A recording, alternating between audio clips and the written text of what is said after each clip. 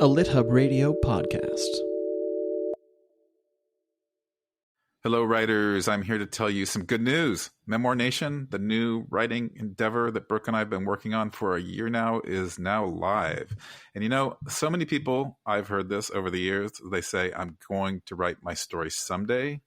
But someday tends to kind of always be off in the distance. And we're here to help you start writing your story today. We're providing the inspiration, the guidance, the structure, and support to equip you creatively, emotionally, and psychologically, and perhaps more to write your life story. And there are several packages of support and inspiration that you can sign up for, but I'm going to spotlight one for you now as a listener to our podcast. Out of the gate, the $99 level of membership is going to give you a lot of perks, including a weekly newsletter with lots of memoir insights and tips and advice and encouragement. And it will also get you the bonus podcast content and a code for a free future class of your choosing. So it's a really good deal for $99, but also important to us is that it's support we need to launch this thing, get it off the ground, make it sustainable. And if you've been a longtime listener and you like the content you get on this show, there's going to be a lot more growth and exciting things in the weeks and months and years to come. So we invite you to join us at this $99 subscriber level. Check out the other levels, though. They might be better for you. You know, we've done this podcast for more than 6 years now, and we've actually done it entirely for free and as a labor of love, and we do love it, but we'd also love your support as we expand the ways we help writers tell their stories. So we'll make it worth your while, we promise, and we thank you in advance for supporting us to create the space we're dreaming of for writers like you. Visit memoirnation.com. Hello, legacy holders and lineage bearers, historians and journalists and family reporters. I'm Brooke Warner here with my co-host Grant Faulkner on another episode of Memoir Nation. And Grant, it's turning summer this week, so happy summer. Yeah, thank you. I bought my first summery bowl of fruit yesterday. Nice. Well, and because we live in California, a lot of people go to Hawaii in the summer. It's a very popular tourist destination, obviously. And Grant, you were on Oahu earlier this year teaching for our friend Connie Hale's writing retreat. I was there in November on Kauai for the Kauai Writers Conference. And then I was in Maui 2 years ago, 2 weeks before the devastating fires. And so Hawaii is a place I know that's close to both of our hearts, and it's known for its beauty, its popularity. It's one of the most sought out destinations in the world, but it's also got this very complicated and tragic history of exploitation and land theft and subjugation. And I was really struck when I was in Maui last by all of the signage I saw, a lot of them that said locals only, keep out. Some of those signs are overtly about land and keeping land for Native Hawaiians. And the reason I'm talking about all of this darker side of Hawaii's history and land grabs and Native Hawaiians' more visible efforts to assert their claim to their land is because we are talking with Sara Kehaulani Goo today, who is a friend of mine, and she has a new memoir out that is called Kuleana, a story of family, land, and legacy in old Hawaii. And Grant, I am curious if you experienced or saw any signs like this when you were on Oahu, or if you had a chance to think about some of these more challenging histories that are so much part of Hawaii's legacy. Yeah, definitely. There were a whole variety of different signs like that, you know, advocating for Hawaiian sovereignty and independence, and way more signs than when I was there, or the first time I was there, which was 23 years ago.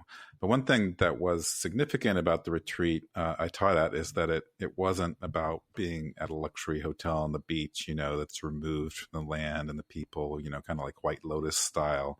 And that's because Connie Hale grew up in Hawaii. And so she worked really hard to bring Hawaii into the retreat through a variety of cultural experiences and field trips. And it all inspired me to learn more about Hawaii's history, because I have to confess that I don't know a whole lot about it. You know, I did encounter the word Kuleana, though, and I loved its meaning. That's good. We're going to get to that in a little while. I do want to set up Sara's book. I mean, I guess we of course should define Kuleana, which translates as responsibility, but it's much deeper than that for Native Hawaiians, you know, and Sara does point out too that it's not the kind of responsibility that's a burden, but rather an honor. I'll let her do more defining of it in the interview, but Sara does something really beautiful in this book, and that's that she weaves together this notion that Kuleana is also story, specifically this kind of story, specifically memoir, because the journey of her book is to protect and keep in the family this large acreage of family land that has been passed down through the generations from her family's original ancestor many generations back, who was gifted the land by King Kamehameha III in 1848. And her family has been stewards of this land ever since. But of course, it's coming to a head here for Sara's generation, in part because it's undeveloped land, and the U.S. government decides out of nowhere to raise taxes whenever it wants. And for Sara's family, they start to worry about how long they'll be able to hold on to it as a result. And Grant, some of the rules about Hawaiian land ownership and how you're allowed to pass land down are truly insane. Like, there's a rule on the books about inheriting land that stipulates that you have to be 1/4 Native Hawaiian. And while that might have originally been written as a way to protect Native Hawaiian land and families, through the generations, people are losing their land because they're not having babies that meet the native blood rules. And there's a whole host of these kinds of laws, in fact, that have resulted in even more dispossession, stripping Native Hawaiians of their land. And Sara tells a personal family story that shows just how alive and well all of this stuff is right now in 2025.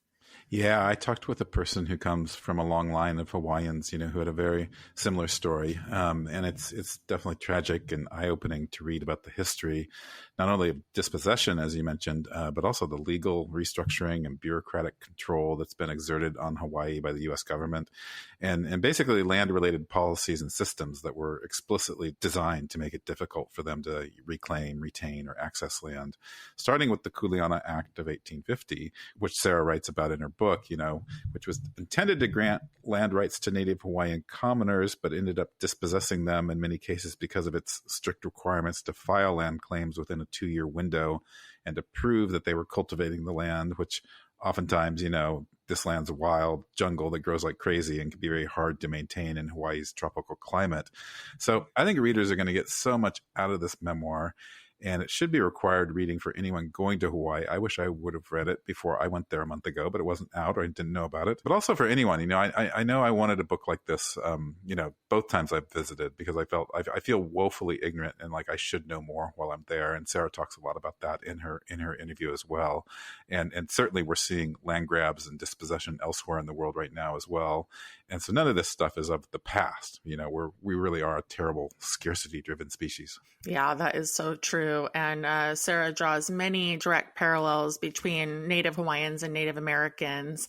And her book is much more than just the history of the story of her family and her land, though. It's also about this very important idea of Kuleana. And I do love that she writes at one point in the book about how her story and her book are her Kuleana. And she also writes about her hula teacher and how he tells her that his Kuleana is to teach hula. And so there's lots of ways that you can access your Kuleana. In fact, there's this really beautiful part in the book where Sara decides to learn hula.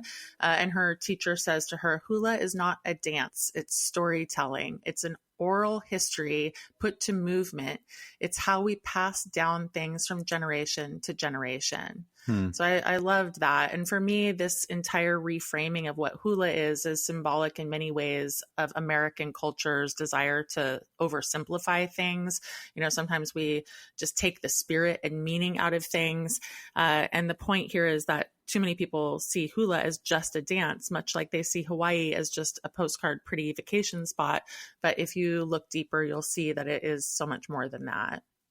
So much more, Brooke. And that's the perfect way to put it. We've put Hawaii on a postcard, so much so that it's difficult for tourists to know or see the true Hawaii. I actually watched the annual hula competition while I was there, and that was just amazing. And I love this notion of writing as Kuleana because I think a lot of people feel this way about their work. And I agree that in this context, especially memoirists, because when you're writing a memoir, you often are being the steward of your story because, who's going to tell it if you don't? And if you're serious about your writing, you are responsible to it in all the ways Sara writes about. It's an honor and a privilege and something you will pass down. And I think when we talk about purpose, when we talk about a writer's why, we can think about this word Kuleana because it is those things. And when the word was explained to me, I felt that it held the sacred and the divine as well. You know, so it's just something very deep. So it is your why, and perhaps a good exercise would be to write down the ways in which your book and your story is your Kuleana and see what emerges. You know, I always say that it's important to locate or know your why in writing, because it will not only make you braver on the page, it will get you through those dark times of writing that are inevitable.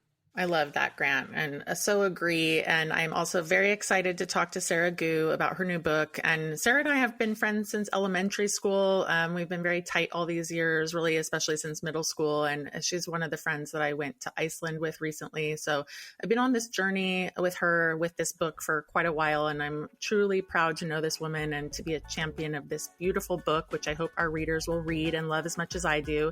And we will be right back after this short break.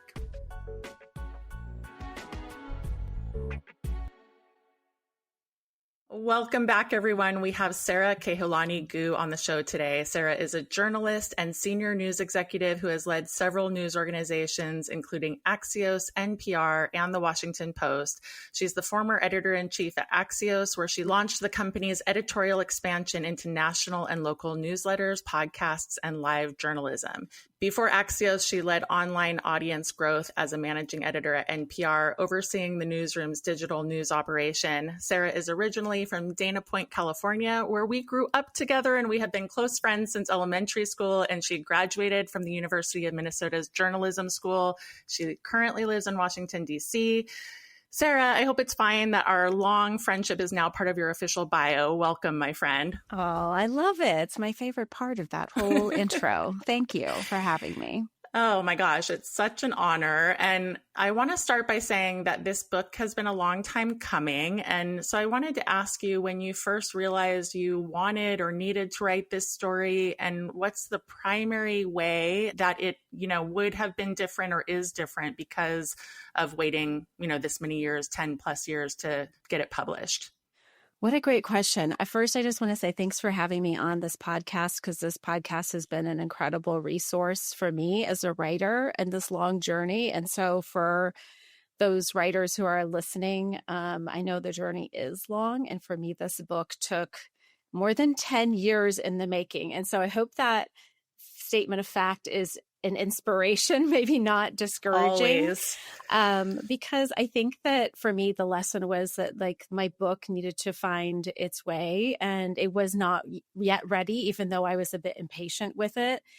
And I think a lot of us know that we have a story or a book inside of us. It just kind of, in my case, needed a little more time to find the right format, the right frame, if you will, about how to get there. And for me, I think I always knew that my ambition was to tell a story with a big publisher.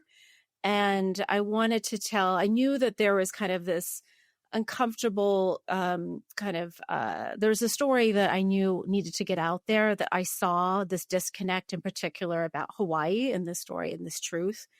And I kind of just needed to find the right way to tell it. And I think for me, and I know Memoir Nation, and speaking about the audience you have here on this podcast, I wasn't sure, to be honest, whether it was a memoir. I think that as a journalist, I knew that it was nonfiction. I knew that I, wanted to tell a story about Hawaii. I knew I wanted to tell a story that wove together a lot of different elements together.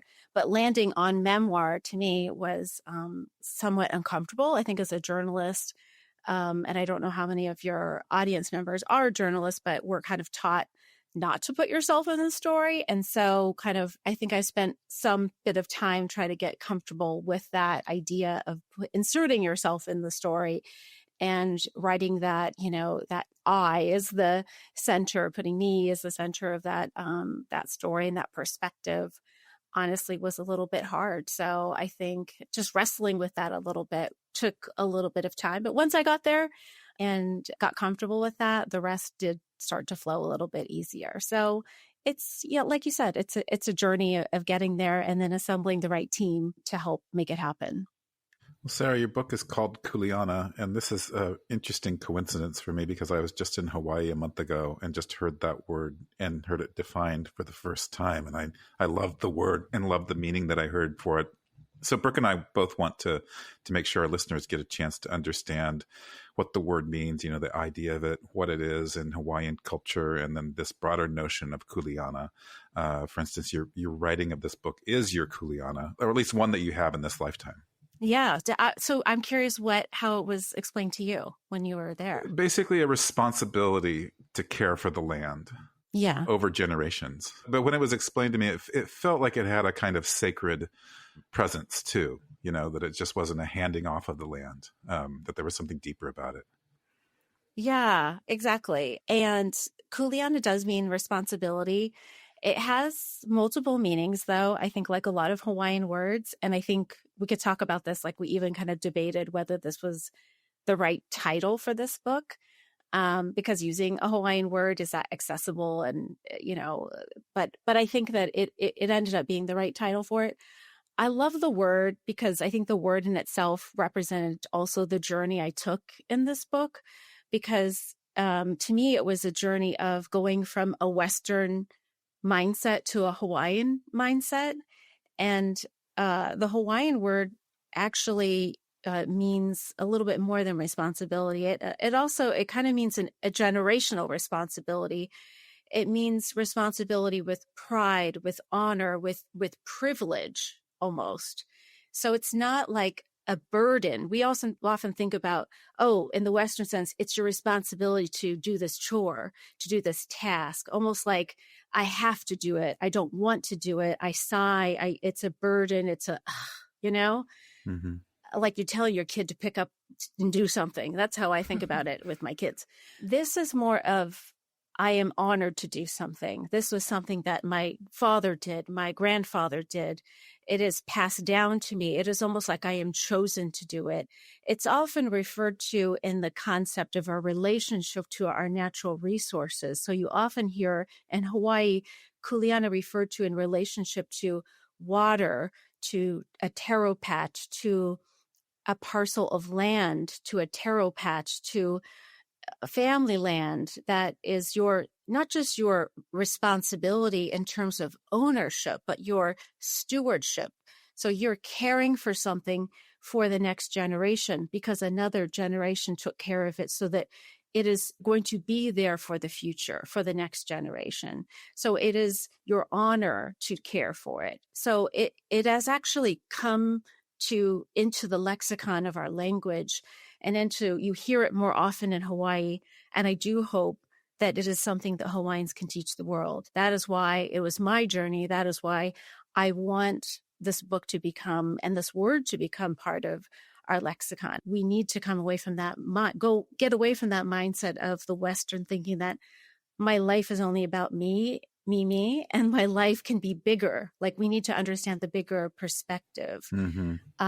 And this is what the Hawaiian people are starting to think more about in this they've always thought about this context, but when you think about climate change, when you think about generational responsibility, this is kind of what really matters, right? And so that was the journey I was on. That was my conclusion. It happened to be this particular crisis in my family about saving our family's ancestral land that brought me there. But I don't think that it's, I think it's a universal theme. I don't think it's something just particular to me or particular to Hawaii.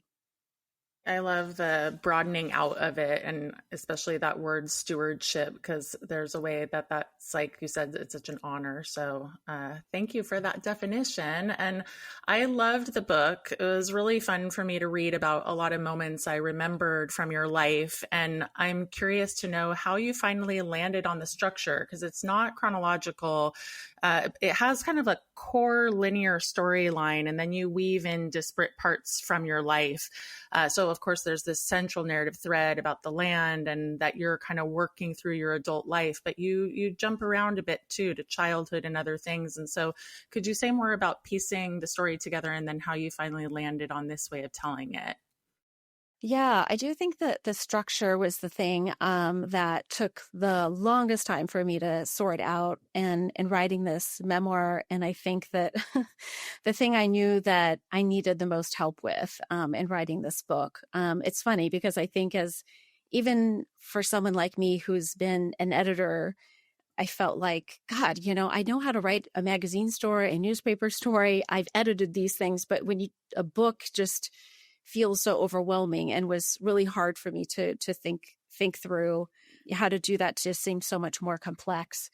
How I eventually landed on this was I realized that I had to weave together several different narratives. I had the narrative of how do we solve this family problem? We were about to lose our family land that had been in our family for more than 175 years. That was a problem that we had to solve, right? A beginning, a middle, and an end. And I also had to weave together like kind of a personal identity crisis in that. Like, what does the land mean to me, a woman who lives 5,000 miles away from Hawaii? I live in Washington, D.C., so that was kind of a personal crisis that had to have a narrative arc, a beginning, a middle, and an end. And then I needed to weave together the context of Hawaii and history so that the reader understood, like, why do I care about this place? What do I need to understand about this place? Because I also felt like, Hawaii is a place that a lot of people dream of going to, or they've maybe been to once. They've maybe saved enough money to get there. It's this bucket list place. So as someone who knows it quite well, I needed to kind of bring that context and history that I knew, that I also knew was most people would only have a very small snippet of understanding too. And honestly, a part of my story was also realizing that even as someone who's part Native Hawaiian, I had very little understanding of, like, I couldn't even find books about growing up. I had to research quite a bit about, because a lot of this history has been erased. So how do I fit that into it as well? So to answer your question, I basically had to weave them together to try to put in chronological order, but also each chapter put a little bit of A, B, and C, so that each of those narratives together braided together, so that each chapter you're getting a taste of each, and you're kind of marching the reader along from chapter 1 to chapter whatever. You're feeling like you're moving through each of those narratives bit by bit. I did a lot of buying books and reading other books just to kind of map out how to do that, and structure it, just like I would kind of used to do that with newspaper stories, believe it or not, or magazine stories, like ABC, how does this actually look? And just to make sure that I wasn't dropping a narrative or leaving one out and moving another along so the reader didn't feel like, whatever happened to this piece? And try not to make sure that each section was not, too long or too short, but you're getting at least a little taste, and not feeling like you were missing anything. So it wasn't easy, but I had a lot of help. I had a good editor, I guess is the short answer. Yeah. Well done. Well done. One of those significant strands that you were weaving throughout the story is an important message about Hawaii and a lot of history about how poorly the Native Hawaiian people and their land have been treated and exploited, first by explorers and later by the government, and now in modern times by the billionaire class. And I've been to Hawaii twice, and each time I've had all these questions like you mentioned, and I just feel bad that I don't have a deeper knowledge of it. And even it's difficult while you're there to get that sometimes if you're there as a tourist. And mentioning the billionaire class that's now so prominent there, Oprah's probably not going to invite you for an interview. And I'm curious to know if what you're shining a light on in these parts of the book are about journalism, about advocacy, about awareness building, or maybe all three and more. Yeah, I mean, I'm not trying to write a political book. I'm not trying to write a policy book. I just want people's eyes to be open. I want them to kind of see Hawaii in a different light and context. I want people to be a little more curious. I think when we go on vacation, we tend to turn our brains off and we just want to have our blinders on. And I get that. So, but I also am the kind of person where if I'm traveling the world, I want to read about where I'm going. I want to understand a place in context. And I don't know why Hawaii should be any different. That enriches your experience when you understand a place a little bit better and its indigenous people. And I don't think that's something you should feel bad about. I do think that people need to know these truths, even if they're uncomfortable. And the uncomfortable truth is that, look, more Native Hawaiians live outside of Hawaii, and that's not by choice. They're displaced. They're economically displaced there. 3 out of 4 households in Hawaii can't afford the median price of a home, of a single family home in Hawaii, because it's out of reach. And a lot of those homes in Hawaii are empty and they're owned by people who don't live there. I mean, that's just a state of fact. You have islands. There's finite real estate. And, what happens when, that real estate happens to be, you're competing against the world's wealthiest people who want to invest there. That's a problem. What happens to a place where it's, they import 90% of their food and they import 9 million people to visit every year. So it's just like kind of weird when you think about it, you're importing all these people, you're importing all this food. What is real? What's left there? It's kind of a wake-up call. So I'm not saying don't go there. I'm saying go there, but understand the context, understand the impact that you're having there, appreciate and support. And when, don't act like a jerk. Mm-hmm. And, realize if you're going to go there, think twice before you want to buy a second home, I mean, you're having a real impact. It's not like having a second home anywhere else in the world, So I just want people to understand a place, understand the people, and understand what's really happening is a real crisis. And look, just to say, it's not visitors are the problem. Hawaii's problem, its housing problem, its economic problem. There's plenty of blame to go around about why they're in the situation they're in. There's plenty of policy problems. There's plenty of housing issues. There's plenty of bureaucracy and political issues that are their own making. That is probably for another whole podcast. But I feel like in understanding, in my book, I couldn't leave the things that I see that are relevant out. I think that's important context. When I'm talking about property taxes and why going up 500% that affect my family's ancestral land, you have to understand the context of how that's happened. It's not a blip. There's a whole kind of history of how that's come to pass. Yeah, and really interesting history, by the way. I learned so much reading all of that. But my next question is actually about place, because you write very beautifully about place. And of course, it's central to your book, and you're writing about Maui, which is where your family's land is. But you also write about Southern California, where we grew up. You write about DC, where you've been living for more than 2 decades. And you clearly love all 3 places, and each is stitched into you in these very different ways.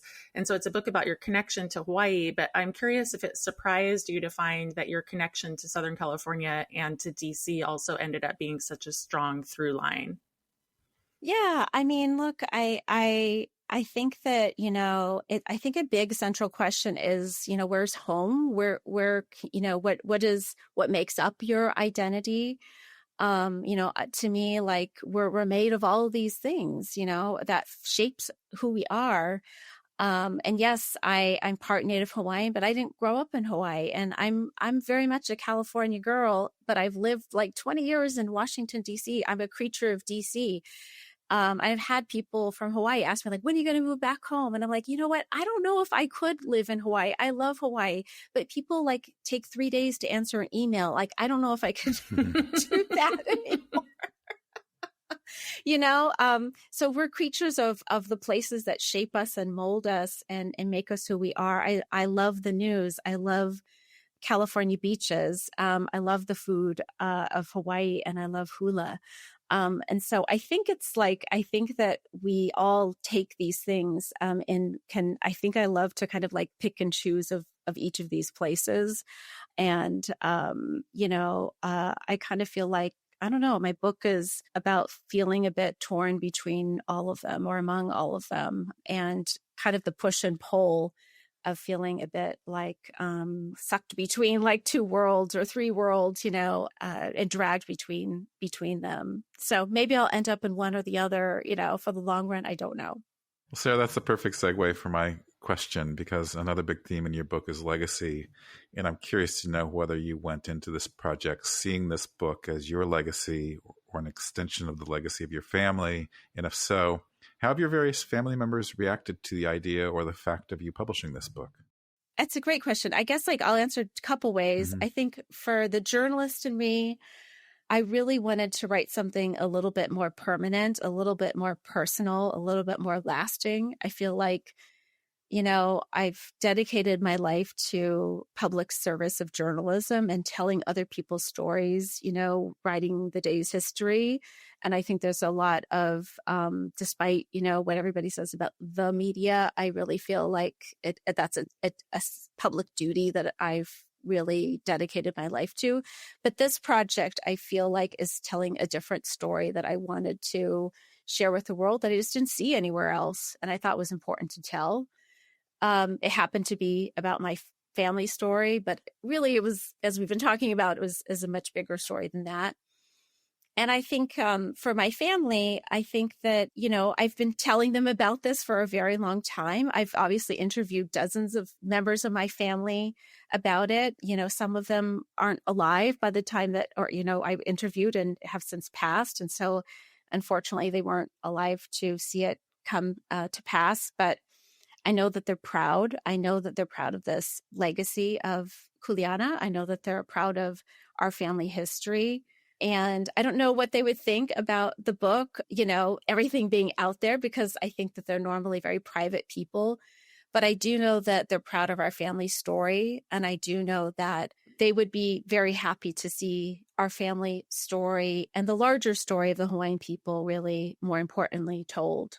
It's funny, not funny, but I talk to people in Hawaii about our family, land, or struggle, and everyone has a family that has had this story. It's too common. Like, oh yeah, everybody's property tax goes up and they almost lose their land. Like, we already lost our. So it's like, yeah, it's so common, and so this story is not novel to them. So I want to give voice to this. So I think that they would maybe be a little bit surprised. But all the family members I've given an early copy to, they've just been excited to see that this is a book. It is exciting. Well, Sara, for the last question, I have an inside scoop that other interviewers don't have. And that is that I saw your incredible new tattoo when we were traveling together in Iceland recently. I'm curious about the timing of the tattoo, if you want to also share about its importance. But it's interesting that it's close to finishing the book and the book being out in the world. And I was wondering about whether there's a connection here for you around completion, the tattoo as a symbol, and also having the story out in the world finally. Oh yeah. Okay. I didn't write about this. So this is very exclusive for your audience. Yay. Yeah. So after the book was done, I did complete the process of getting what's called an ala niho tattoo. It's a traditional hand tap process, a native Hawaiian tattoo. And what it is it's a full leg tattoo. I had to go through a process it basically is your genealogy, hand tapped, inked into your body. And so I worked with a native Hawaiian tattoo artist who really is a specialist in Hawaiian genealogy. So I shared with him my family tree, my genealogy, my story of why I never really honestly wanted a tattoo in my life. But this revival of this practice just really started about, 15, 20 years ago. And really, it's part of this whole cultural revival of Hawaiian practices. Tattoo, the word tattoo is, Hawaiian word. I just thought, like, this is so powerful. I wasn't really even privy to what it was going to look like until it was on my body. So that's kind of crazy. Yeah. For someone who didn't want a tattoo. My kids were like, what are you doing, Mom? Yeah, it's like full length of the leg and very beautiful. But I just thought it was, interesting timing, the sort of exposure of what that is, plus the book coming out in the world. There's some kind of connection there to me. So yeah, basically it symbolizes you're standing on your, your ancestors. And that's the story I feel like I have completed.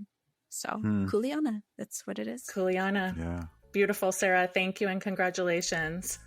Thank you so much, Brooke and Grant. Thanks for all your Kuleana, for your writers you're shepherding through this process. I think that's yours. Thanks so much, Sara. Learned a lot. Yeah, love that. Thank you.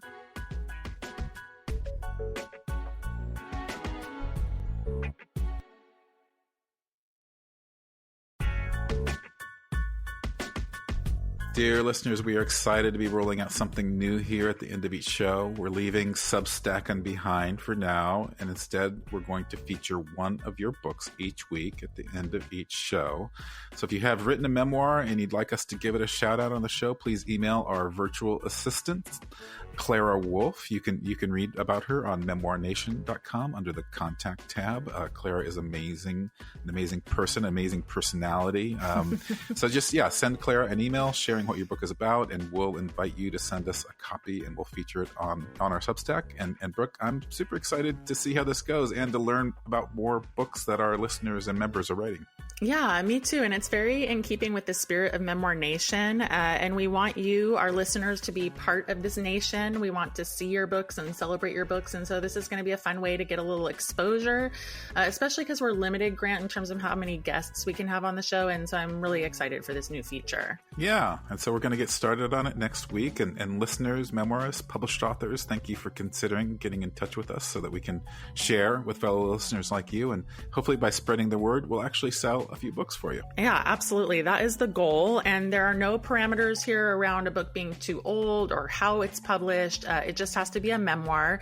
And it's okay if it's memoir adjacent, meaning it could be a hybrid or memoir plus. I think we would be happy with autofiction as well. So, send us your thoughts and let Clara know what it's about.